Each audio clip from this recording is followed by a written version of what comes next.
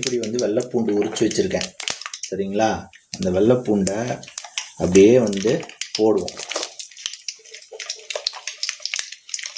அந்த முழு வெள்ளைப்பூண்டை போட்ட பிற்பாடு அந்த முழு வெள்ளைப்பூண்டு பார்த்திங்கன்னா நல்லா வந்து ஒரு பொன் நிறத்தில் இருக்கணும்.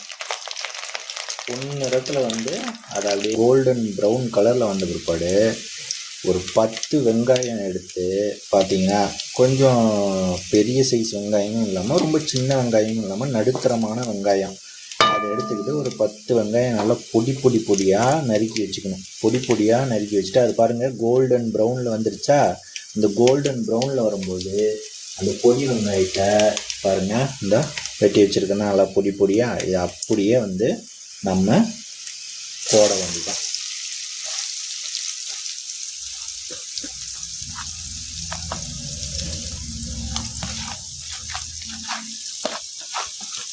அது வந்து கோல்டன் ப்ரௌனில் பூண்டு வெந்த பிற்பாடு இந்த பொடியாக ஒரு 10 வெங்காயத்தை வெட்டி வச்சுருக்கிறத நல்லா அதையும் வந்து கோல்டன் ப்ரௌனில் அப்படியே இதுக்குள்ள வணக்கணும். பிற்பாடு அந்த அரைச்சி வச்சிருக்கிற வெள்ளை பூண்டையும் நம்ம போடுறோம்.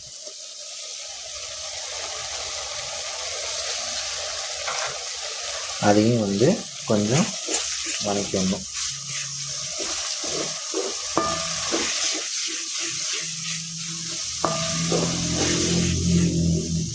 இதை போட்டு ஒரு 2 வணக்கின பிற்பாடு என்ன பண்ணணும் வந்து பார்த்திங்கன்னா நல்லா பச்சை கருவேப்பில்லையா இந்த டைமில் போடணும். கருவேப்பில்லையா அப்போ தான் வந்து பார்த்திங்கன்னா பார்க்குறதுக்கு கருவேப்பில்லை நல்லா பச்சையாக சாப்பிடும்போது எடுத்து சாப்பிட்றதுக்கும் டேஸ்ட்டாக இருக்கும். முதல்லையே கருவேப்பில்லை போட்டிங்கன்னா கருவேப்பில்லை எண்ணெயில் ரொம்ப பொரிஞ்சு போயிடும், கொஞ்சம் கருப்பாக ஆயிரும்.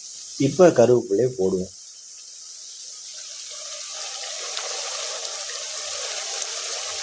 அதை பாருங்க இந்த கருவேப்பிலையா இப்போ இதில் தூவி விடுறோம். அப்படியே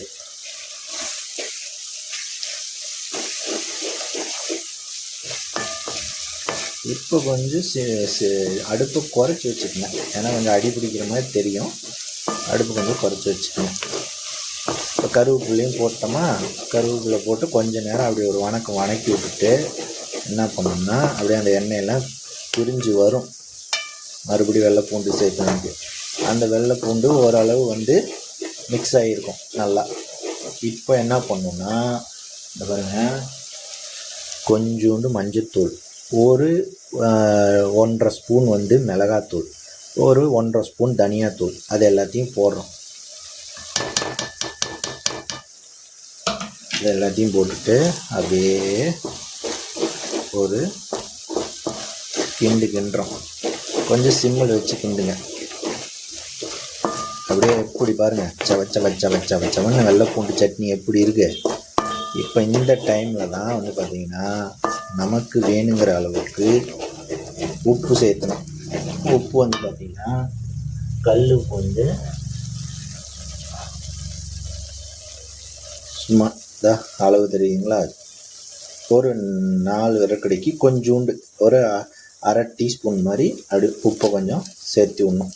கல் உப்புன்னா சேர்த்து விட்டுட்டு அப்படியே மெல்ல நீங்கள் வந்து இது பண்ணிங்கன்னா கொஞ்சம் சிம்மில் வச்சு அப்படியே கிளறி விட்டிங்கன்னா அந்த எண்ணெய் பிரிஞ்சு நல்லா வந்து அப்படியே அந்த வெள்ளை பூண்டு மசியும். கொஞ்சம் அப்படியே ஏற்றி வைங்க அடுப்பை. அப்புறம் நல்லா கொஞ்சம் திரிஞ்சு வரும்போது குறைச்சி வைங்க.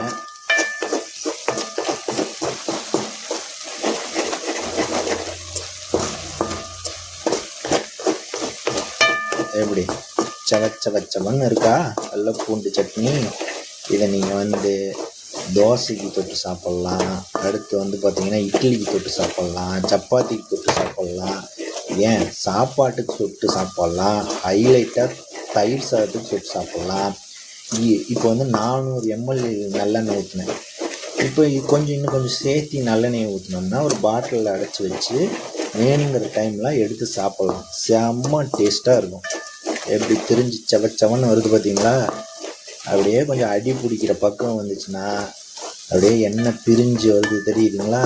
இந்த டைமில் என்ன பண்ணணும்னா அடுப்பை ஆஃப் பண்ணிடணும். மக்களே செஞ்சு பாருங்கள், சிறப்பாக இருக்கும், டேஸ்ட்டாக இருக்கும், கும்முன்னு இருக்கும்.